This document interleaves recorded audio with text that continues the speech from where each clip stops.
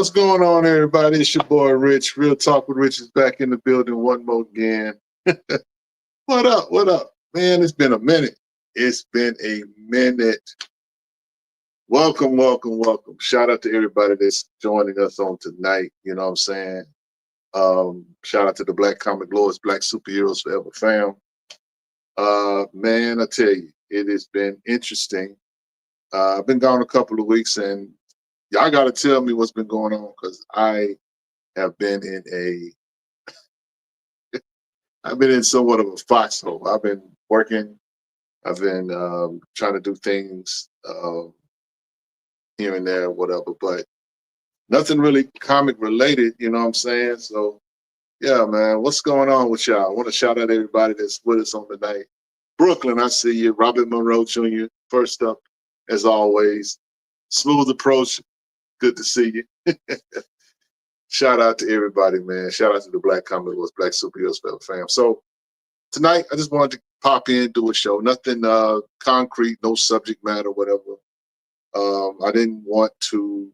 It's been a lot of heaviness lately, so I kind of want to keep it light for the foreseeable future. There's a lot of stuff to be mad about, irritated about, but I don't want to do that tonight here.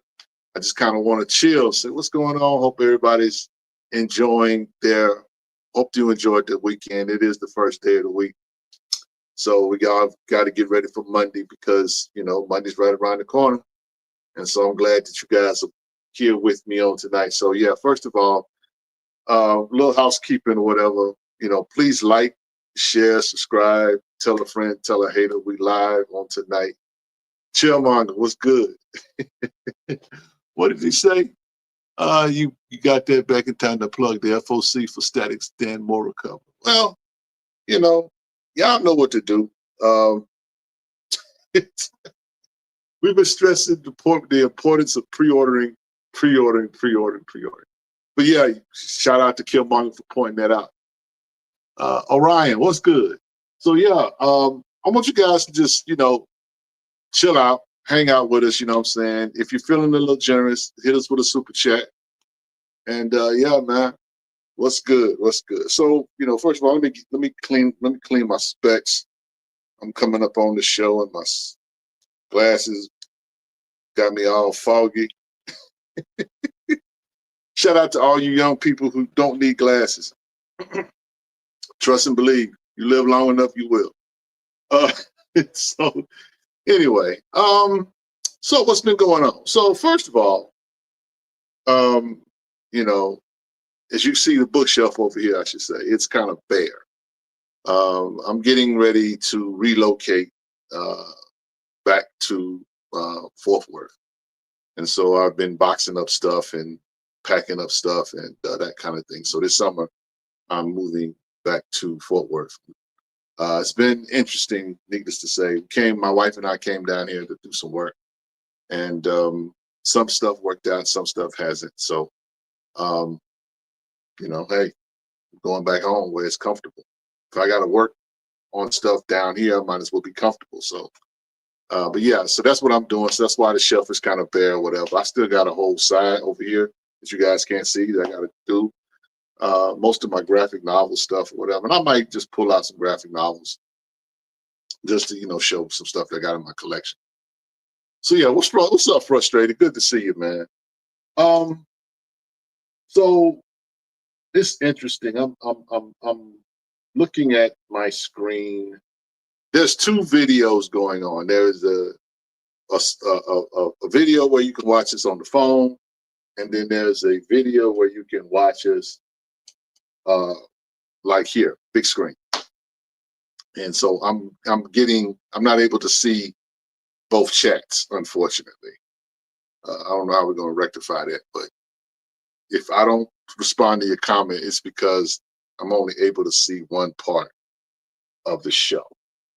So let me try to work on that here. But anyway, yeah. Let's talk a little bit about Daredevil. Season 2, episode 1 just dropped recently. What I thought about it. It was all right. It was all right. Daredevil was being very violent. Daredevil was being very violent. You know what I'm saying? And while, you know, we don't know everything or whatever, I thought it was a strong first episode. I kind of wish they would have like given us like 2 or 3 episodes, dropped whatever instead of doing it the way they're doing it. But okay, that's fine, Mom. So yeah.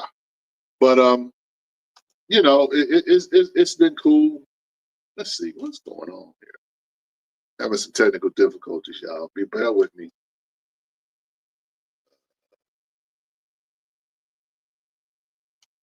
Come on. That's supposed to be there. Okay. So anyway, but yeah, Daredevil was pretty chill. I gotta say, it was all right. I watched it twice. It didn't get better the second time I saw it. So I want to make sure that it was just a eye issue and I wasn't tripping or whatever.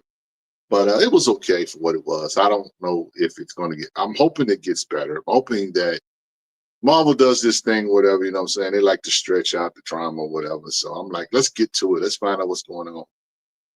I don't want to spoil it, don't want to tell it or whatever, but I want to know what was on that ship other than them guns that they saw. That's all I'm going to say about it. So if you have not caught up with it, you know what I'm saying, go on and check it out, you know what I'm saying, so we can have a deeper discussion about Daredevil Born Again. You know, so we'll see. Nice ending, I will say. You know, and I just thought it was funny that the message that was on the blade was like, "You're welcome." So yeah. Fubu Comics, what's good? Okay. Ryan says on my phone, but prefer the classic view. Absolutely. Frustrated says I can't wait for them to bring in the Netflix characters and see Wonder Man Incorporated. It's, you know what, I gotta say, that will be interesting. Needless to say, you know what I'm saying. I really want to see Luke Cage. I do. I kind of want to see the Defenders, but I don't know if we're going to get that whole set. You know, these IPs and the legalities that go with them, man, and can't do this, you can't use that. You know, Marvel is just a mess. So, John Fortune, what's good? So anyway, that's enough of Daredevil. Y'all, you know, that's enough MCU talk for me. I don't care about the MCU. The MCU, it's this brings T'Challa back. You know what I'm saying? Now, I've heard some rumblings that, you know, they're making TJ, T'Challa Jr. He's gonna be Haitian. He's going to still be in the MCU. So I guess I don't know how they make that right.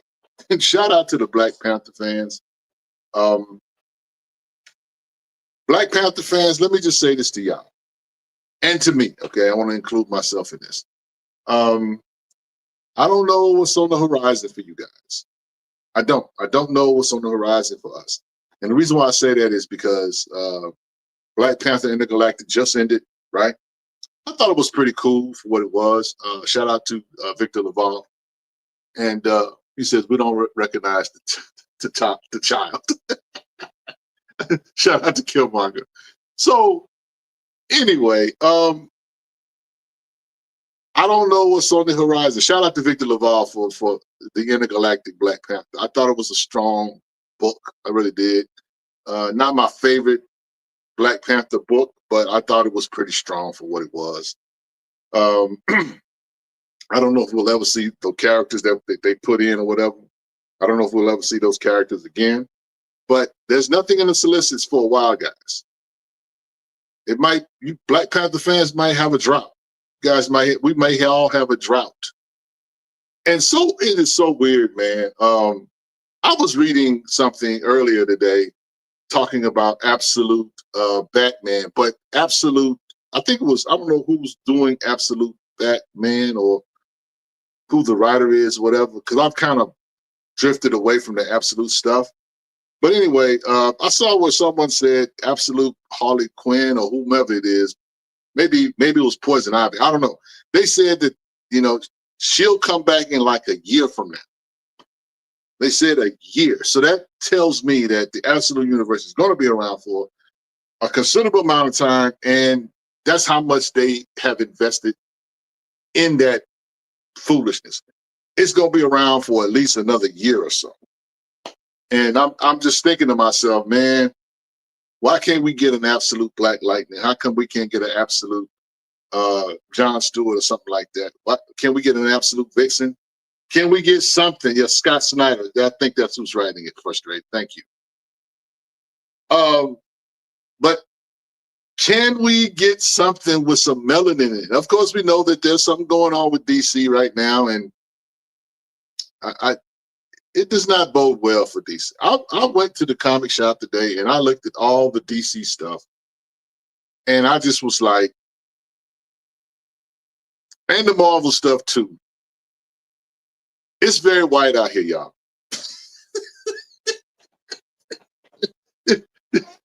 There's shout out to Morgan Hampton, who's doing Green Lantern Corps, and shout out to the Absolute Green Lantern, which is the Joe Mullen book. But it's pretty pasty out here, man, and that is, man, unfortunate. Speaking of very white, okay, Frustrated says, I don't think people understand that the Absolute Universe will be the New Earth 1. Hey, man, DC is known for doing crazy stuff. I mean, you talk about the Rebirth, the New 52, the All In. I wouldn't be surprised. I'll say it like that. Orion says Absolute Catwoman is like Zoe Kravitz, right? That's what they're saying. That's what they're saying. But I don't know if Absolute Catwoman is a strong enough title to even get. To be honest, I don't know if Absolute Catwoman is enough to even garner our interest. Can I just be real? She may be Zoe Kravitz. She may be black. I just don't know if we have enough interest or in Catwoman like that. To where we would take it one, that we would take it serious to go buy it, and two, to like really think that's enough, because we really want DC to do the right thing and give us, you know, titles that are going to last. So I don't know. I mean, the Absolute stuff is you know, of all the Absolute titles, Absolute Wonder Woman is my favorite, which is weird because I'm not a Wonder Woman fan at all.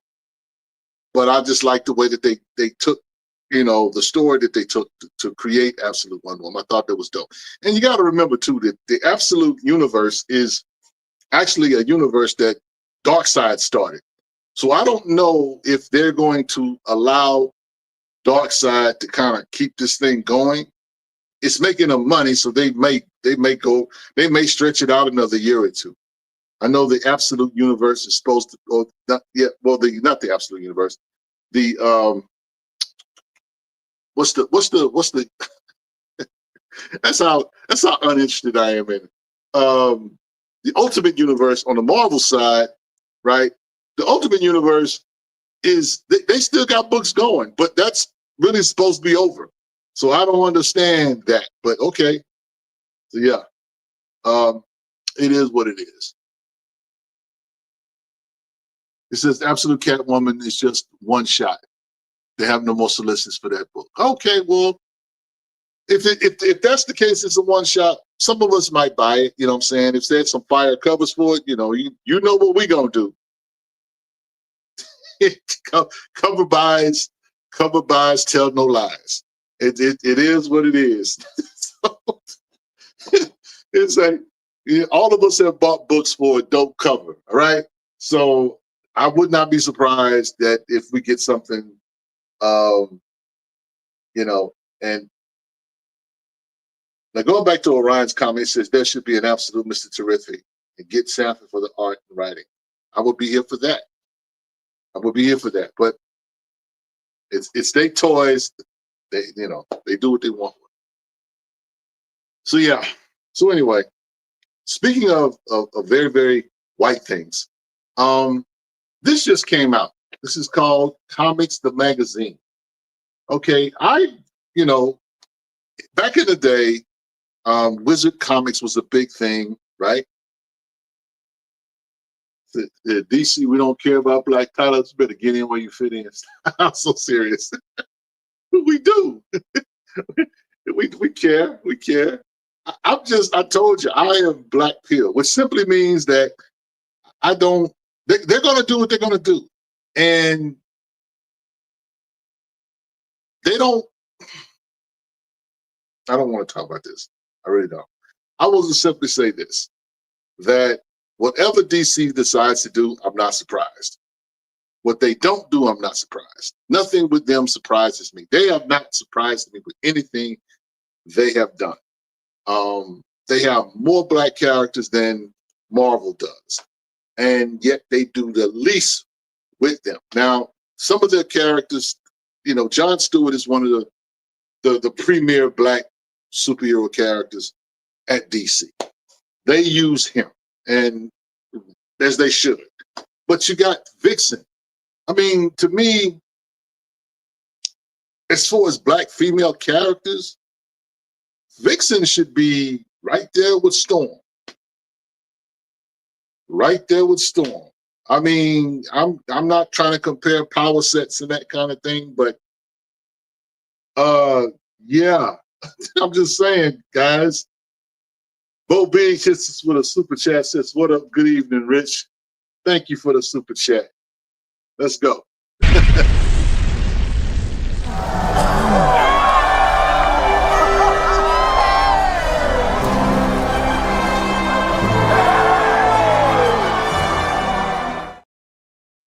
Yep. So back to this though. So this came out recently. This is Comics Magazine. So back in the 90s and back in the day, comic books that, there were comic books that had, well, not comic books, there were magazines that dedicated to comics.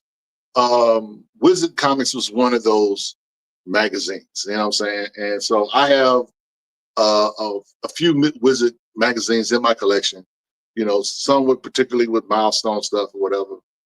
And but here's the thing, Wizard was never my favorite magazine.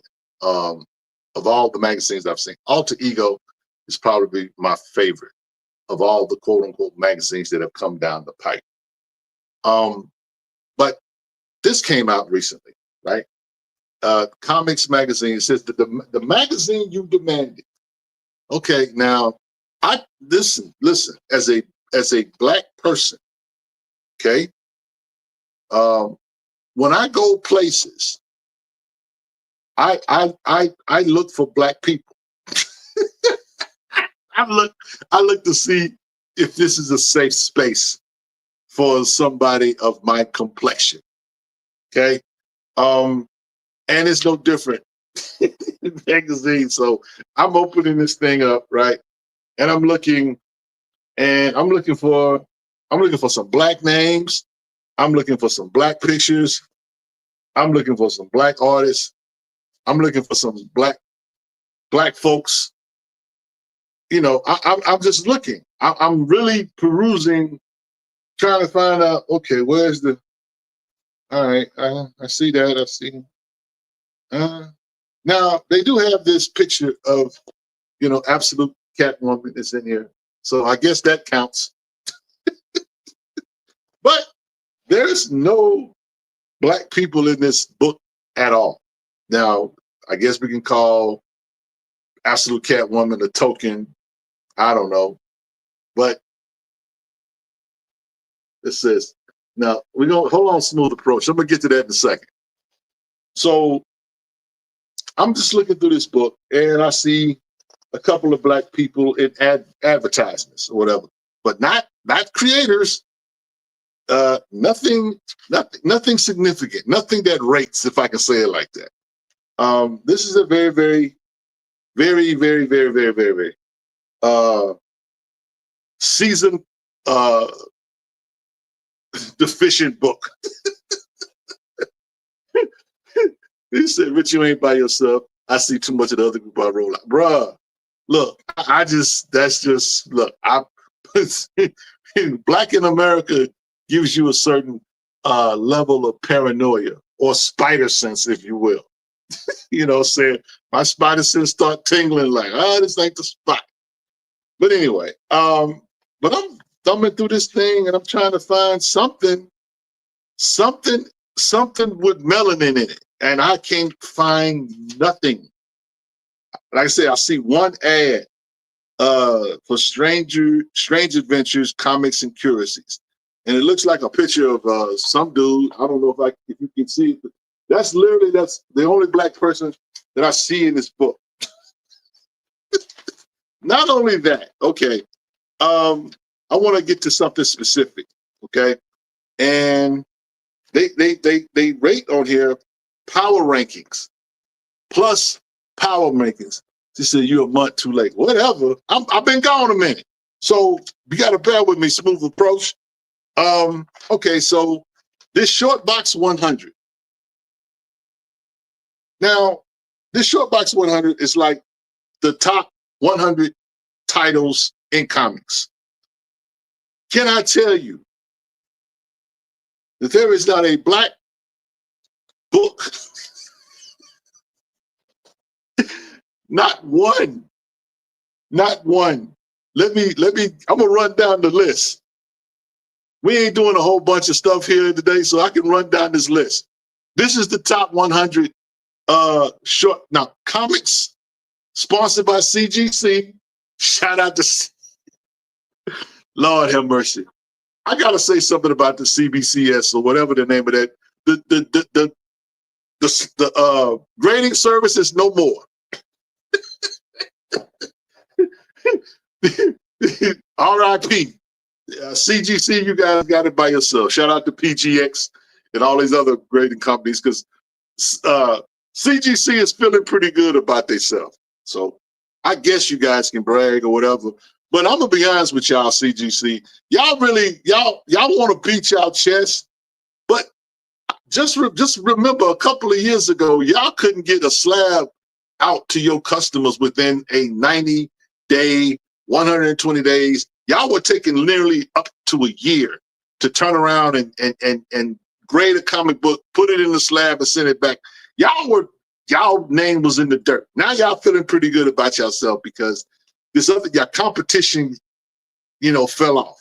They didn't fall off because I want this to be clear. Shout out to all the people at CGC because this might hurt y'all feelings a little bit.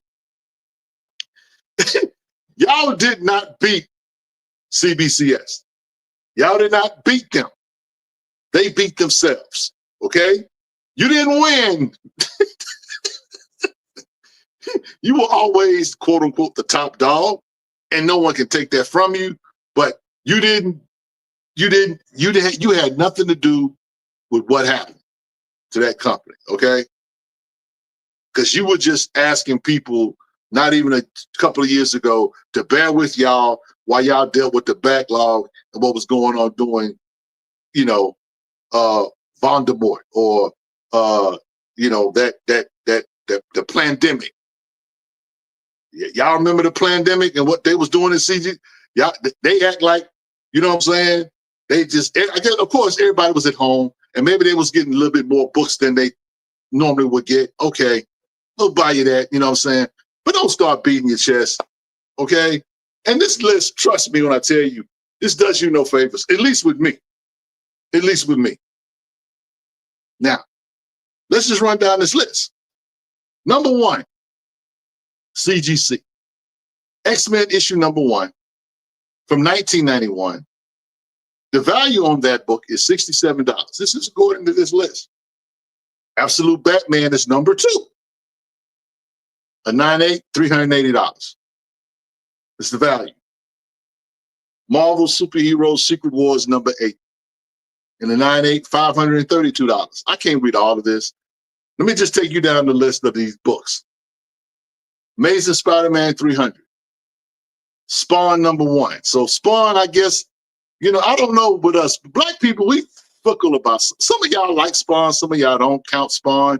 It's weird, but okay. So I guess technically we can say that there's a black man, a burnt black man, a black man that has been lynched at number 6. Okay, we'll say that. Okay, number 6. Okay, New Mutants 98, Star Wars number 1, Wolverine limited series from 1982, X-Men 1 Special Collector's Edition from 1991, Uncanny X-Men 266, Omega Man 3, Venom Lethal Protector 1, Venom Amazing Spider-Man 129, Amazing Spider-Man 252, Newsstand, Wolverine number 1, okay? Amazing Spider-Man 361, Ultimate Fallout number 4. We know that's Miles Morales' first appearance. So I guess that counts. Or does it? I don't know.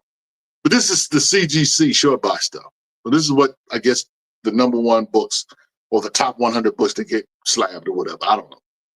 Spider-Man 13, Amazing Spider-Man 252, a lot of Amazing Spider-Man. Incredible Hulk 340, Batman the Killing Joke.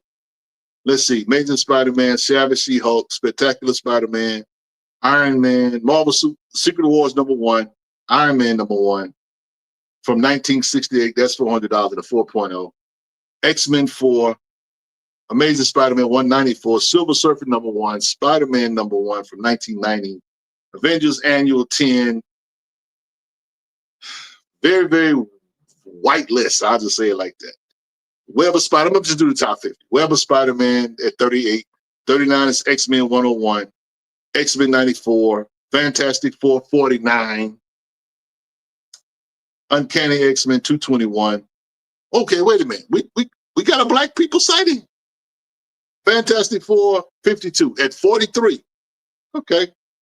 John Size X-Men number 1 right behind it. Okay. So I think I counted like 3 books. Incredible Hulk 180, Amazing Spider-Man 121, Conan the Barbarian number 1, Spider-Woman number 1, Amazing Spider-Man 238, Amazing Spider-Man number 50. Yeah. So a lot of books. Not so much a lot of black folk. So you got Spawn, Black Panther, first appearance of Black Panther, first appearance of Storm. Yeah. Anyway, H&A says, ouch, my CBCS 9.9s. Yeah, that look, Derek, those books got rated what they are, and you don't have to. Now, some people are going to, of course, crack their slabs open, they CBCS slabs, and send them to CGC. They're going to do that because they want their books that retain value, because it's kind of like, what's the value of these books if this company is now out of business? I don't know what to tell y'all. I know this is Brother Randy's forte. I'm not a slab guy. I got a few slabs in my collection. I think I have like maybe 1 or 2 CBCS books, but most of mine are CGC. But comics are a funny thing, man. Some parts of the comic book industry are doing well, and some parts are not so much doing well. And it's been weird too, watching people talk about the situation, because it's almost like something to celebrate. And I guess if your team CGC, yeah, I guess you can celebrate, you know what I'm saying? But I mean, what? It's a comic grading company. I mean, what? They may be the top in the business, but that's today. Will they be on top tomorrow? Somebody might come do something on the technology scale that will, outshine what CGC is doing. I don't think CGC can rest on their laurels. I'll say it like that. So Styles So Serious asked me, what am I buying now? I'm in a very interesting pickle right now, Styles So Serious. I'm really not buying much, to be honest with you. I've walked away from I've walked away from the Spawn universe altogether. I talked about it, I think the last time I did a show, that I was walking away from Spawn. And the reason why I'm walking away from Spawn is because those books are very thin. And they are, the price tag of those books have gone up another $1. So I'm paying, well, you know, for years I was paying $2.99 for a Spawn book. Now that book is $3.99. But that book has not, you know, you don't get no more pages. It's very, very thin. It's not that I'm stopped reading Spawn, but I'm probably just going to start focusing on trades. Because I like the Spawn universe, but I'm spending a lot of bread on Spawn, King Spawn, The Scorch, Gunslinger Spawn, Deadly Tales of Gunslinger Spawn, Sam and Twitch. I read all of that. And when they do short stories, like Medieval Spawn that's out now. I buy all that, but I decided to walk away from that. So I walked away from that. I have not bought a Absolute Batman book or a Absolute Superman book in about a couple of months or so. I'm behind in terms of buying books on the Absolute Wonder Woman stuff. There's not really been a lot. I was buying Crownsville. I was buying Roots of Madness, Stephanie Williams, and Temporal. Temporal just ended. I think Roots of Madness has one more, I want to say. So I've been reading that and buying that. What else? Not a whole lot, to be honest. And which brings me to kind of what I've been really doing, is because you asked the question. He says, do you still have PSA? John Thomas, I'm country dumb. I'm gonna need you to, what's PSA? Maybe I'm drawing a blank, having a senior moment. The last thing I bought, and I bought some stuff here, okay, guys. I'm a collector. That's what I do. Oh, PSA grading service. Oh, okay. No, I don't. Like I say, CGC. I don't send my books to CGC. I get books. If I buy a slab, it's already it's already circulating in the secondary market, so to speak. So if I get a slab, I'm not sending books in, because that's a lot of bread. Shout out to Mike Carson. Mike Carson has spent a ton of money on his slab, on his static collection. That collection is amazing. So I'm not a slab person. I do have slabs, but when I buy a slab, it's already, a company or person has already sent that book in and had it encased, and that kind of thing. I don't have all my slabs here. I have a couple. I'll pull them out in a second when we go to commercial. But matter of fact, Derek, why don't you do that? Take us to the commercial real quick. I'll grab some slabs and I'll grab some stuff that I've been recently buying, and I'll share it with y'all. So we'll be right back, y'all. We're 33 minutes in. We got about another half hour to go. So we'll be right back.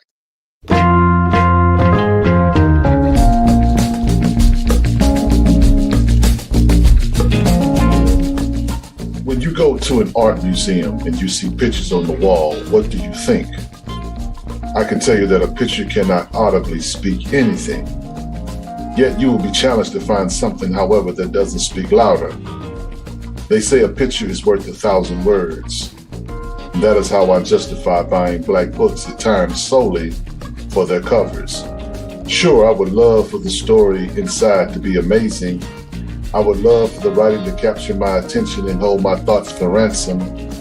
Yet I have experienced a world of story in an image. I am drawn in by drawings and pulled in by paintings, not having an inkling of the message communicated by the ink. For my mind has made up its own mind, and it has told me it does not care what the artist creates, for I, a created being, see me in the work. I see my babies, I see my ladies, I see my brothers, I see my fathers, I see my people, I see my equals, I see everything and anything and something completely different from you and you too. We see the same shapes and colors, but not the same images. Beauty is truly in the eye of the beholder. For I beheld a canvas that canvassed my heart and mind, giving me peace, giving me sadness, and giving me anger, giving me love and giving me hope. So when I see comic books with a face like me, I see a story where half the story has yet to be told, because truly it can't. After all, a picture is worth 1,000 words.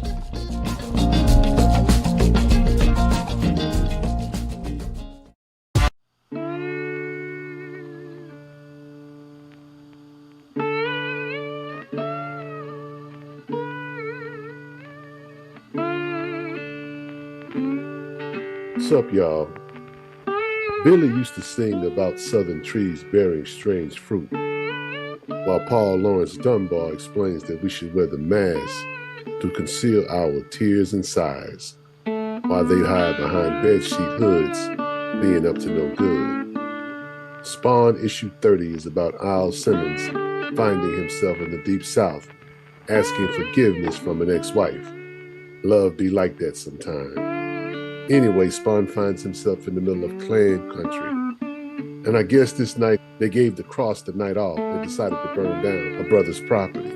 Spawn walks up on this and the man immediately takes him for an enemy.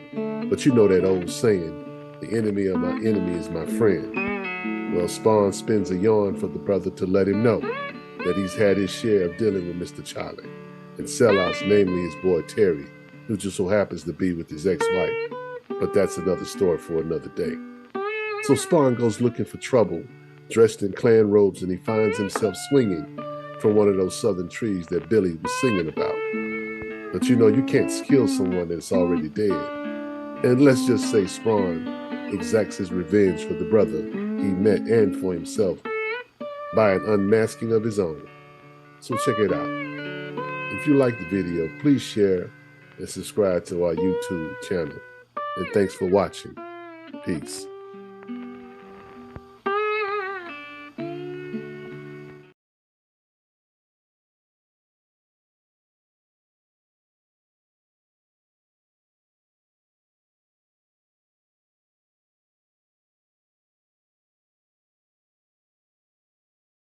Slabs. My slabs are actually, majority of them are already have been relocated. So what I do have here is only 3. And this is the most recent one I got. Well, I take it back. Is it? No, this one is. This is Storm in a 9.8. This is Storm issue 1 by Mawera Ayodele. And in my humble opinion, Mawera Ayodele has written the best Storm book, story arc, whatever you want to call it. He's been the best on it. They have not given Storm as a character good writing traditionally, in my humble opinion. Now, there's one particular writer who's no longer with us that I enjoy his Storm run, and that was Eric Jerome Dickey. When he did his Storm book featuring T'Challa. But by far, Mawera Ayodele, this is issue number 1. And this is the Opinia variant. So I have that in a 9.8. This one, I've showed this before, but yeah, this is my static 9.8. So I have that one in a 9.8. Most important, in my opinion, most important milestone character. You know what I'm saying? Some say hardware, some say icon. But I have that, and then I have my Adam Legend of Blue Marvel in a 9.0 number 1. I have that here. So those are just the slabs I got here left. Now, as far as what I've actually bought, a recent memory of, it's a recent memory. This is from a Kickstarter that I supported, that we supported here at Black Comic Lords. Jason Wise, I got a metal variant This thing is bad to the bone. This is the Nas homage. And the story by Urias, Jason Wise was one of the, I enjoyed the comic book. I enjoyed the story, the issue 1 of Jason Wise. Phenomenal. And so I definitely recommend, if you can get your hands on, I don't know if Sebastian has more of these or whatever, you should hit that up and get that book, because it's a pretty good. The art's always phenomenal with Stranger Comics. That's no secret. But you know, the real sauce, the secret sauce. Shout out to Paul. Me and Paul was talking earlier, and you know, and I've discussed this with Sebastian. You know what I'm saying? He tricks all of y'all with his art, with the art that he presents, the artists that he recruits to do these amazing covers and variants and all that. He tricks y'all. The real secret sauce is the writing. Telling you. And Sebastian Jones ain't no joke. His pen is nice. But what he's done with Asunder and that whole universe, bruh, I'm telling you now, for those of you who are going to watch the movie when it does come out, when The Stranger does make its screen debut, talking about the comics, you want to hunt down some of these comics because they're going to rocket in price. I'm telling you. When people see that on screen, yeah. Don't say we didn't tell you. So my boy, I said, yes, it is. I have my stack. So yeah. So I just recently read, as far as books that I've read, this is Swamp Thing. Swamp Thing number 10. Swamp Thing number 10 is a story about Swampy, as Constantine likes to call it. It's a story about he is in a swamp, of course, and he runs across an old Black woman who was a slave. And she begins to tell him a story about her life and her growing up on a plantation and her experiences with a particular cruel master. And so without giving it away, just suffice to say that, you know, chickens come home to roost. So yeah, I love Swamp Thing, you know, and we interviewed Rodney Barnes a couple of times, and shout out to Rodney Barnes. Where's my issue 36, Rodney? But okay, bring it in, Richard. Bring it in. But Rodney Barnes, I think I asked him, or maybe Paul asked him, you know, what would he like to write? And Swamp Thing is a character he said he would like to write. I would love for y'all at DC, if anybody that works at DC watches Black Comic Lords or know anybody, Rodney Barnes has said that he would like to write Swamp Thing. Y'all need to make that happen, because Crownsville was fire. Crownsville was amazing. Listen, let me talk about Rodney for a second. Rodney has been laid back, but the thing about Rodney is Rodney will be laid back and will put something out there and it will be ridiculously good. I can't tell if this dude is working hard or he's just chilling. I can't tell, because since Philadelphia has went on hiatus, this guy's continued to do things. He's got like 2 or 3 books now. He's got the when he finished up Crownsville, he's got the Falling Sun book, 30 Days and 30 Nights. He's got that, and I think he's got one other book. Suffice to say, though, this dude stayed busy. And, you know, it's kind of like, you cannot deny that this guy is money. He says he wants to write Swamp Thing. I'm just saying, DC, why are y'all leaving money on the table? You don't want to put no Black characters? Fine. At least use a Black man to write a story about one of his favorite characters. I'm just saying, DC. And if and when y'all do decide to do that, holler at your boy. Send me a variant.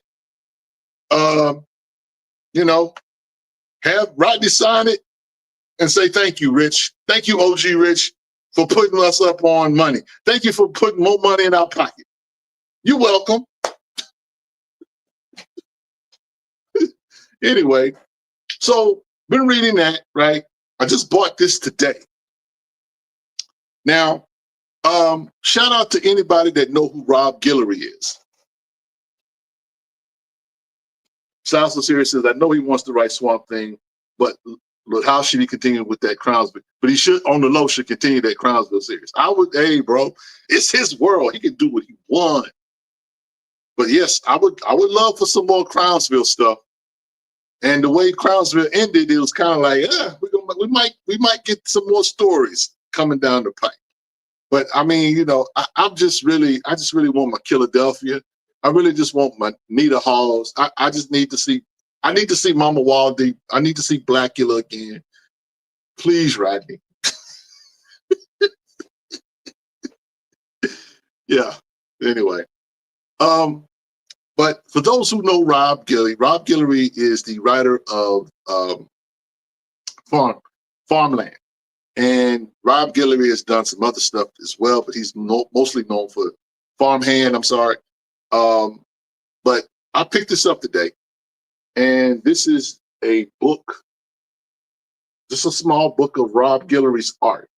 On the back of it, it says, The Weird and Wonderful Art of Rob Guillory. And this is done back in 2017. And it's a limited series. Only 400 of these exist. Lock It Down Productions. I've worked with Rob. He's dope. So there's only 400 of these. This is number 70. And it's just some cool art. You know what I'm saying? Rob is a very talented artist, has a dope style of art. I'll just kind of, you know, just show you some stuff or whatever. But real cool dude.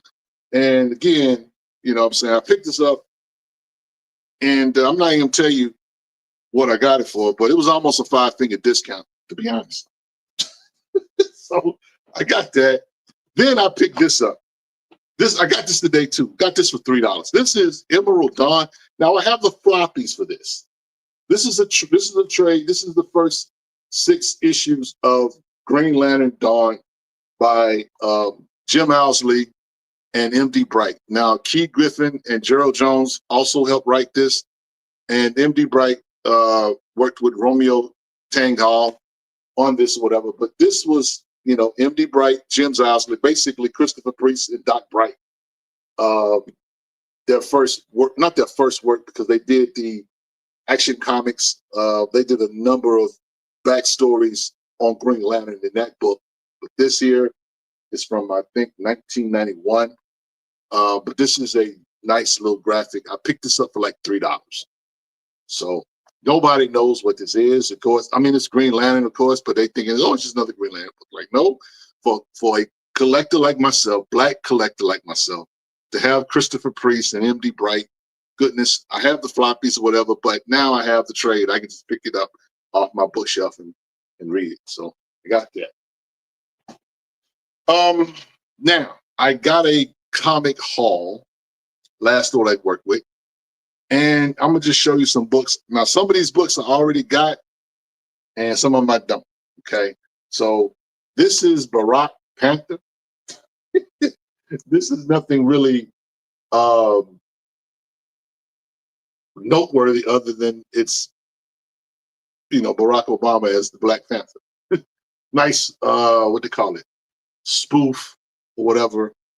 But, you know, on the back of it, the guy that sold it to me says, is this a key? The first appearance of Barack Obama as the Black Panther? Perhaps. But I don't think a lot of collectors are, you know, breaking down the board. But I will say Barack is African. So there is that. And it is a dope cover, Mawar. So yeah. I got this too, but this is a silver screen variant. So there's another variant. I have the other one as well already in my collection. So that's cool. I have this book already in my collection, but this one is signed. This is Michael Avon Oeming did the cover for this. I already have this in my collection, but this one is signed. This is the the assassination of Malcolm X, #1. So I have this already, but I don't have it signed. So, apparently he did 600 of these. And so this is like number 60 because it's marked on there. So this one here, I really didn't care, but hey, I'm not mad. He's black man. Colin Powell in 2009. I guess this might be the first appearance of Colin Powell in a comic book. So now, here's the thing about this. These last books I showed you, I got these books, right? These books. Because I got it in a lot. I didn't get these books for this. I got all of these because they were included in this. Ladies and gentlemen, about a week or so ago, Herschel was on my show. He did a show in my place, I should say. And he talked about Tertel Only. Tertel Only is a pioneer in the black comic book space, the black age of comics, noble artist, writer, scholar. He did a comic book. And that comic book is sought after by a lot of black collectors, like myself. And correct me if I'm wrong, Herschel, I don't know if you're there or not, but you call this book a ghost. Well, call me the Ghostbuster, because I got it. This is Malcolm 10 from 1993. Only Studios. Welcome to the Black Age of Comics, Malcolm 10. This book is called Malcolm 10 because people back in the day that would see Malcolm X, they thought that the X was the Roman numeral 10. But it wasn't. So he, and being geeky and comic book like whatever, said, you know what, I'm gonna just do a comic book called Malcolm 10. So this book is, some will say it's a ghost, but I know it don't show up much in our community. So this is a welcome addition to my collection. And I got it for a pretty good deal. I got a pretty good deal on it. So I'm not mad at the price I paid for it. But that's one of those things. What's going on, Ray? He says, late to the party. No, you're not late, bro. So yeah, you know what I'm saying? I as a collector, whatever, one of the things that I'm happy that I'm not swayed by what's on the walls at comic shops. As much as I would like to go to a comic shop and get something off the wall and enjoy it and that kind of thing, a lot of times I'll walk into a comic shop and I'll walk out the comic shop with nothing because there's nothing that draws my interest or whatever. And, you know, while I believe in pre-ordering and having books that you can, you know, that you want. Now he asked me, did I pick up the Center Holes? Yes, I have yet to go pick up issue number 2 though. So I have that waiting for me. So I have the last work of MD Bright, issue 1. I got to go to the shop and get issue number 2, but I have it yet. So, but I'm glad that there are other things that I can collect and go after it, and it'd be kind of cool to just, you know, hunt down and that kind of thing. And I get recommendations and I get ideas from the Black Comic Lords YouTube channel, or, you know, or not the YouTube channel so much, but the Facebook group. Sometimes I'll see stuff on YouTube that will get me to go out and will go into a rabbit hole or that kind of thing too. And it's cool. It could be fun. It's supposed to be fun. Collecting is supposed to be fun. You know what I'm saying? Comic books, sometimes they can be loathsome at times. But for the most part, you know what I'm saying, they're chill. If you have something dope to read, there's always something dope that you can go get. There's nothing that you can't get, but I tell people, you know, you may have to go in the back issues, go find what you missed. Because that's the thing about Black Comic Lords that's dope, is that, you know, we know that a lot of us have missed a lot of stuff, that some of the representation of some of the black characters that we want to see You've been already, Marvel or DC may have already given it to you, just didn't know, or no one just chose to buy. And that's a story for another day. But yes, we believe in pre-ordering around here. We know that that is the truth of everything that we do. That if you're going to be a comic book collector, if you're going to enjoy this hobby, if you're going to be a active transactional participant in it, then pre-ordering is a necessity. It's not an option. If you want these books to succeed, if you want these artists to continue to have jobs and continue to be able to give you more story, you have to buy the books. Okay, it's that simple. Now I'm off the soapbox. Yeah. So anyway, what you guys reading? Tell me about it before we get out of here. You know what I'm saying? What's been on your mind? You can AMA, ask me anything. I can only tell you nope, yes or no, or maybe, perhaps. Let's see what he got. I have pre-ordered only 6 books of all Black characters. Then 3 of those books are number 1s. What's up? That's what's up. Frustrated. I had to go back and get back the back issues of Icon and Rock. Jake Wilkes. Yeah, it's cool, man. I mean, you know what I'm saying? I tell people, you jump on when you jump on. Jay says, yeah, okay, I got that. But you jump on when you jump on. And when you don't, you may not be engaged to where you get stuff. And I don't want nobody that gets books that have already been out to feel less than or feel like they're just not on what's up. I don't want you to feel slighted or different at all. We all come into this space at different entry points. And you may be on the cutting edge of what's coming out, and you may be late to the party. It's cool. It's all right. It's room enough at the table for you. There's room at the table for you. It's room for, if you can come to the cookout, it's most certainly a room. You got a chair waiting for you. You know what I'm saying? So if a collector comes in, or if a person comes in who has never read a comic book, they want to read a comic book, all of us as comic book heads ought to be able to at least recommend one book to that person and do it in a spirit of joy. Do it in a spirit of kindness. Do it in a spirit of seeing someone wanting to enjoy what you enjoy. I don't understand how we're in a space where people are literally mean to one another because they don't know something. I do not understand that, and I'm not going to claim I ever will. Some people don't even ask questions because they're going to be afraid of how you're going to respond. And I know for myself, there are certain people at the comic shop I don't ask a question to because I already know that they are jackbutt. I go where I'm celebrated, not where I'm tolerated. And I also make a point to, have relationships with different people at different shops for different reasons. Because I know that everybody doesn't have the perfect comic shop experience. I've had some good experiences. I've had some bad experiences at comic shops. MD says, Center Holes is a beautiful book.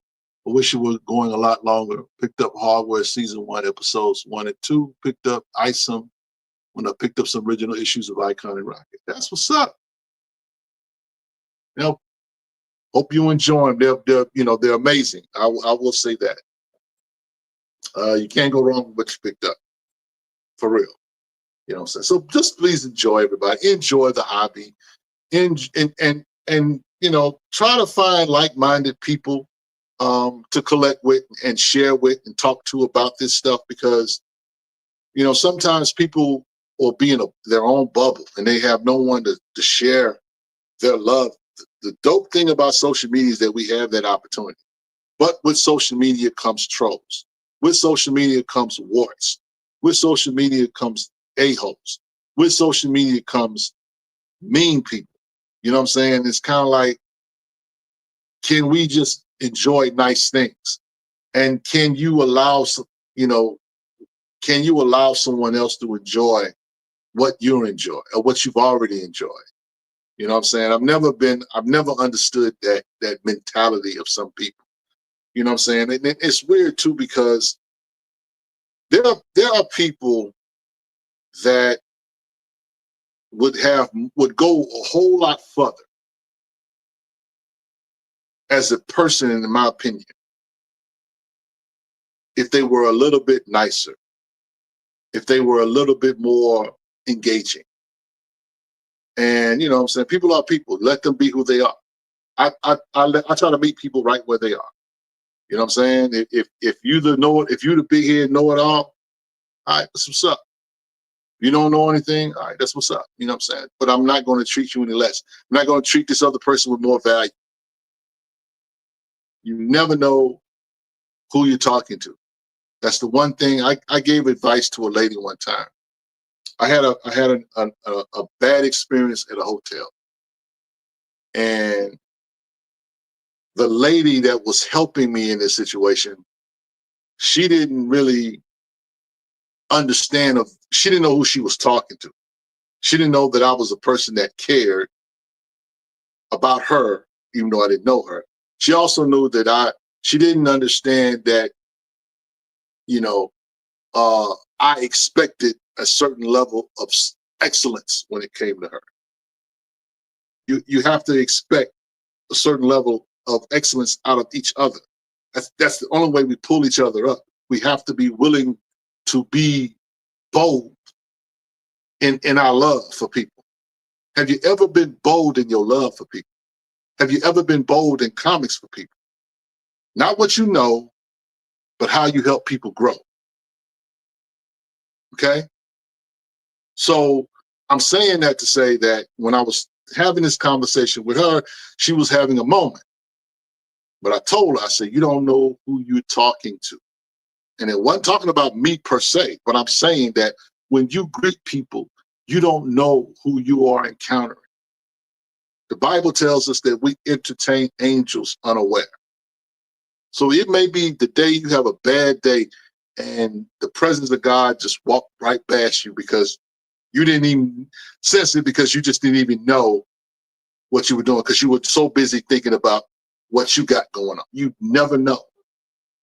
So always be kind, because comics are for everybody. Comics are for the atheists. Comics are for believers.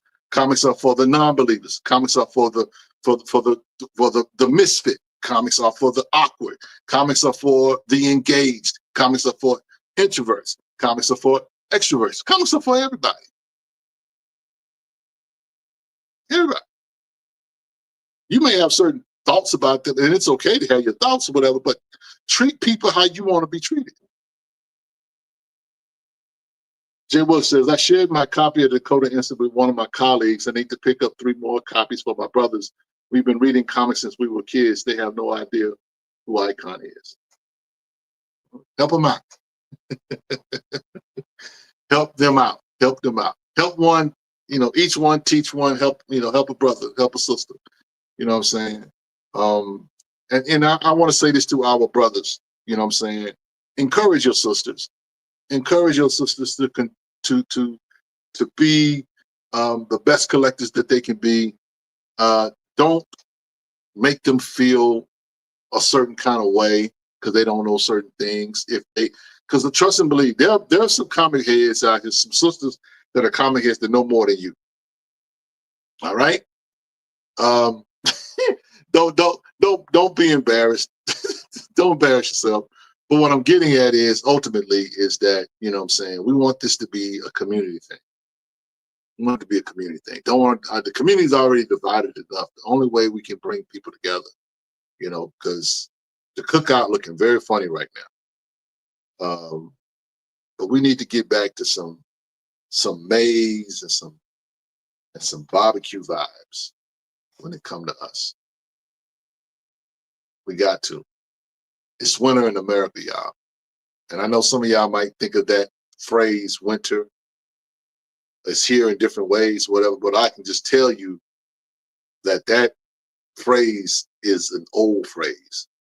Gil Scott-Heron been singing about winter in America for a long time.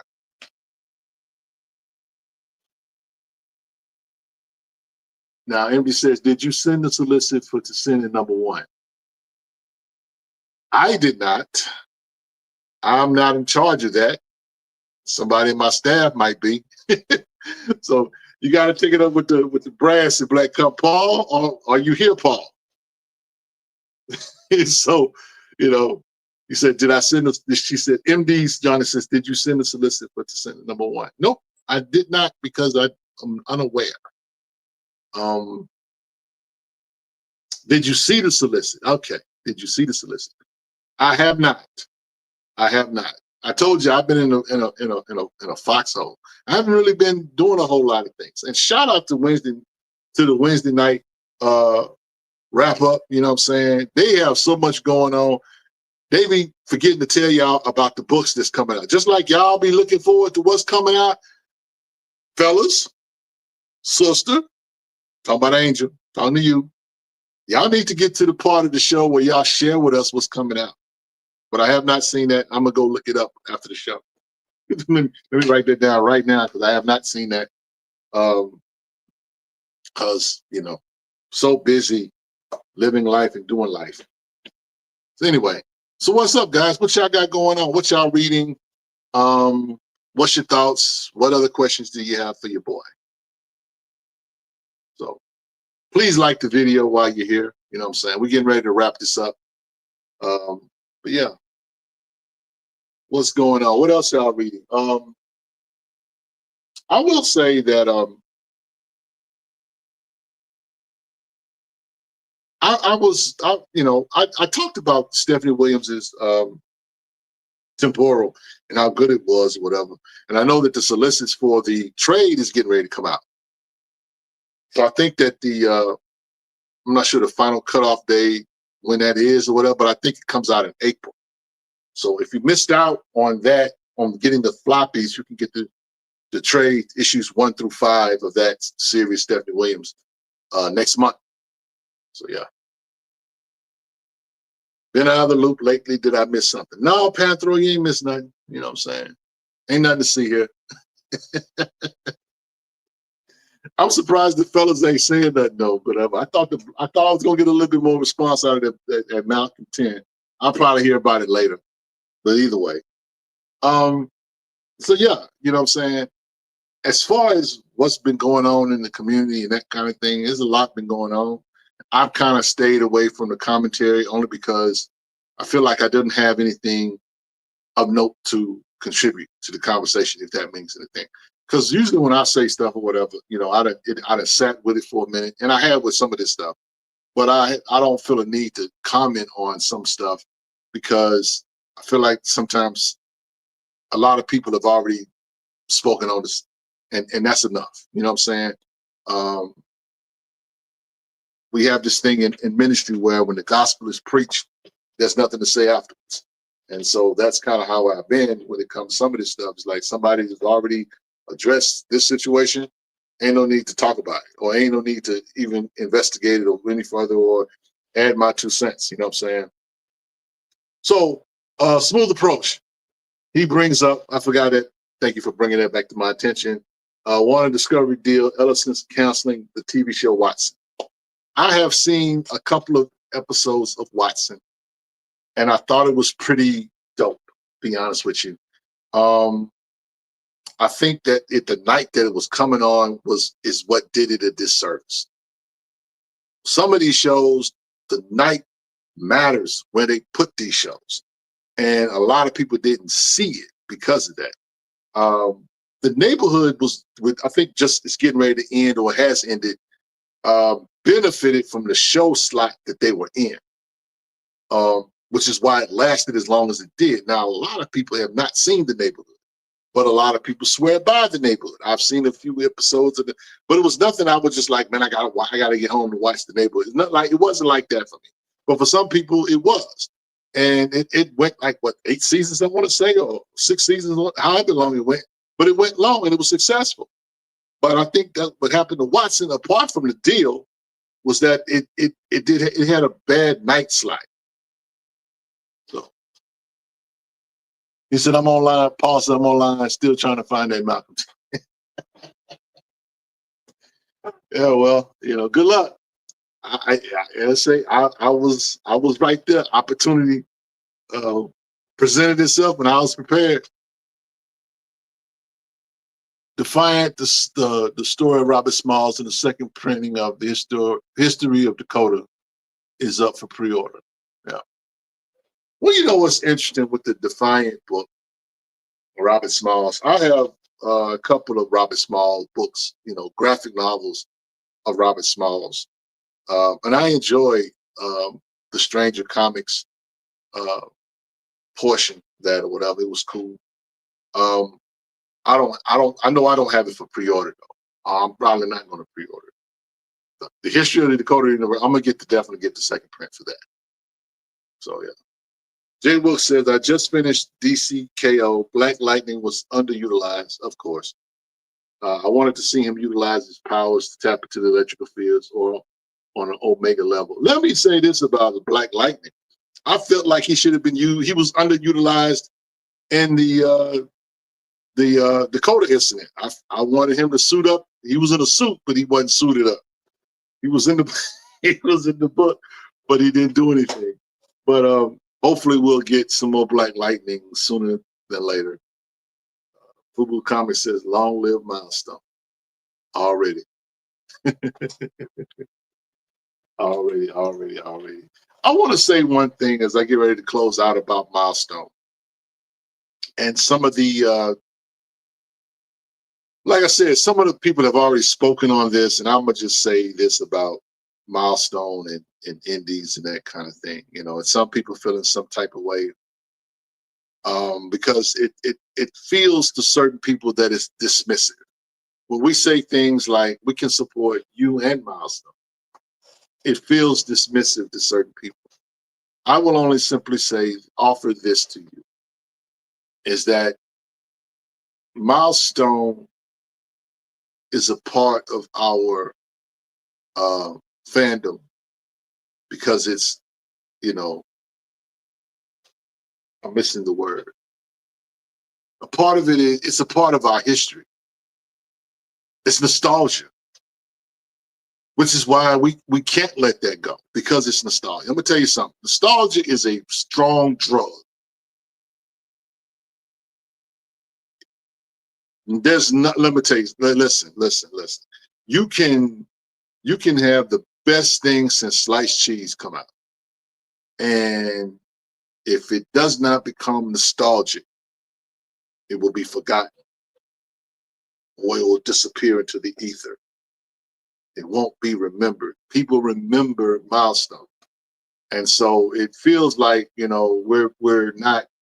don't care enough about what you're doing. And it's not true. We do. But you can't hang people up over their nostalgia. It's like Superman. It's like Superman when it came out in 1978. There's a white man in a suit that can fly.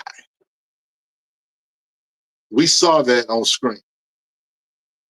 Went to the movie theater, popcorn in hand, with my dad, and I watched a man fly. And I heard the classical music, da, da, da, da, all of that magic. We heard all of that. We experienced all of that, the thrill of all that as a child. And then I was like, okay, many kids grew up reading Milestone. They were kids reading Milestone. And so they feel about Milestone the way I felt about Superman. I was a full whole adult when Milestone came out. But I can't tell that kid that picked up the static to like, no, you need to put static down. You need to go read this book over here that this guy just put out 5 minutes ago. I sound crazy. All I'm gonna say is that we can do both. We can walk and chew gum at the same time. And I'm sorry that some of y'all may feel a certain way about that, but you're not gonna beat nostalgia. Nostalgia is undefeated. It's undefeated. Now, you can let certain things in your nostalgia go and try new things. It's always good to try new things, right? But if a person chooses to stay with DC or chooses to stay with Marvel stuff because it's their favorite characters and that kind of thing. You can't begrudge nobody for that. Because it's nostalgia. Nostalgia is the undisputed, undefeated heavyweight champion of the world. A lot of us, especially those of us that are Gen X, man, we ain't watching this new stuff. We watching old stuff. we don't care about the new stuff. We like the old stuff. Now, if you smart enough and your stuff is John Blaze enough to get me to like really, really dig it, then I'm all in. But it's on you to get it there, not me. Not me. It's you to get it there, not me. So all I'm gonna say is that we can only be who we are. And no one should apologize for that. When God made you, he made one on one. And that's the way you got to see it. And you got to believe in yourself. And if you really believe that your stuff is John Blaze, that it could be the stuff of nostalgia, then you'll keep going. You'll get there. But you can't ask me to put down milestone. I can't even take you serious. Like what? You know what I'm saying? I'll be serious. It's like a kid or it's like a guy that collects action figures. It's not my deal. It's not my deal at all. It's not my deal at all, right? But I cannot look at somebody that collects action figures and say, you know what, bro, you need to grow up. You need to let that go. I can't do that. That's that person's choice. That's their fandom. That's their thing. That's what makes it special for them. And they should be allowed to do that. They have the God-given right to do that. I can't police your collection. You can't police mine. We can't police each other's fandom or whatever. We can help one another, but we can't police one another. No. My job is to make you feel amazing about what you do in terms of comics. Outside of that is something totally different. I'm here for the stories. I'm here for the art. I'm here for the fandom, the laughs, the giggles. I'm here for it all. Not the chaos. I'm not here for that. You know, so collect what you love. Share what you love. And be unapologetic about it. Because you're one on one. And, you know, shout out to my man, DJ Big Phil. He talks about him and Otis and a few others that collect original art. They talk about having a one-on-one. That's the one thing that you need to know about you and your fandom or whatever. You got to treat your fandom and your collection like it's just that. This is a one-on-one. This is how I collect. This is what I find favor in. This is what I do. This is how I get down. And it should be amazing. You know what I'm saying? And we should enjoy one another. Yeah. Black Panther says, are black indie creators the only ones to talk down to the customers they're trying to sell to? No, they're not the only ones. That's been the problem in comics in general. Black Panther. I think that we forget something that at 16 years old, I've shared this story. At 16 years old, I learned the most important gem or nugget about business at 16 years old from a man named Kermit Washington. Now I went on and got 2 degrees. I have a bachelor's degree in business management and I have an MBA. And I had to learn a whole lot of stuff, read a whole lot of books, do a ton of research, write a ton of papers to get those expensive pieces of paper on my wall.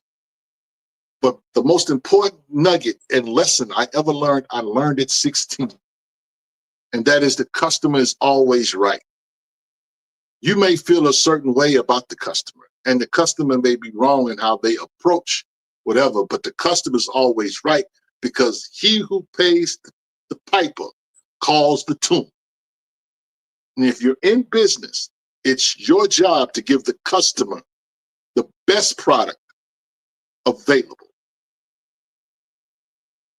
It's not about what you think is. Because if you're going to do it that way, and if no one responds to you, then it doesn't mean that you're not talented. It's just that this is not for them. And you can't be mad about that. That's why certain things pop and certain things don't. The best MCs are not the richest MCs in hip hop. We know that. But you cannot, despise or alienate your fan base.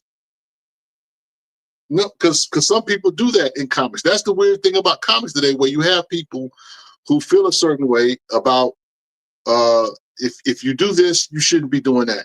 If you like this, you shouldn't mess with that, or whatever the case is. I mean, do you, but understand that comes at a cost. But you can't do that. You can't talk down to your fan base. And I'm not saying that guys are doing that. Because I think that the guys that know, the true business people that do comics for real and are very successful, I think they know. But there's a lot of people who have to learn. There's a learning curve there.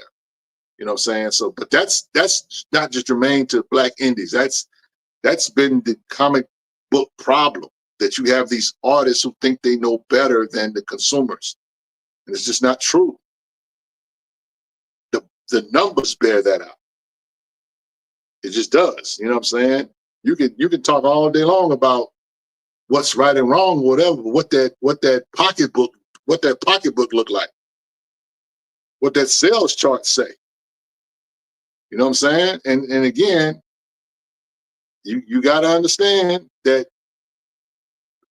particularly with Black indies, that's a small group. But here's the thing about us. We have everything we need. The Black indie community has everything it needs. All it needs is for its community, the Black community, to support it. They will be successful. But they got to be able to unlock. They got to be able to get to the Infinity Stone. They got to be able to unlock the treasure of the new power set or whatever. They got to be able to figure it out to get people to really usher in and gain interest and sell books. They can do that. They don't have to sell books to the mainstream. All we got to do is buy our own books, and they'll be successful. But you got to look at that collector. You got to look at that person, especially someone like myself, who is a collector. You know what I'm saying? I'm not going to buy your comic book and read it and be satisfied with that. If I really enjoy it, I want to put that thing in a bag and board. I want to preserve it. I might want to send it to CGC. And I might want to be able to maximize my value and my interest in it. Because if I spent $50 or $60 to have it encased, I want a 9.8. I want it to be near mint. That way, if I choose to sell it, or if I choose to donate it or give it to my children as a alternative investment piece, my children have a right to be able to maximize that. But you selling me a book and it's got spine ticks all to hell, and you send it to me in an envelope or whatever, and you ain't put no packaging on it or whatever, you think I don't care?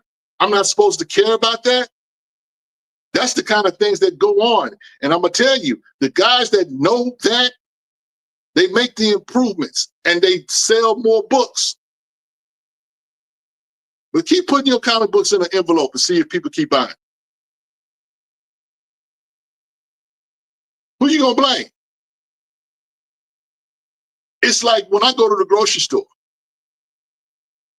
and you put a tub of ice cream next to and you put it in the bag. You put a tub of ice cream next to a gallon of bleach. It's in a bag. I shouldn't care. I shouldn't care how you bagged it. What? Anyway, I didn't mean to go down that rabbit hole. I didn't have no subject matter, but hey, I feel like I need to say something about that. But look, we're going to get out of here, y'all. I want to thank you guys for coming and hanging out with us tonight. I want to thank Bo Big for the super chat. Please like, share the video before you get out of here. And I'm going to hit you guys with the benediction. The benediction comes from Psalm 18, verse number 3, which simply says, I will call upon the Lord, who is worthy to be praised. So shall I be saved from my enemies. From the stronghold of this black comic lords and black superheroes forever, it's your boy Rich. And until next time, we say peace. I see y'all when I see y'all. We out.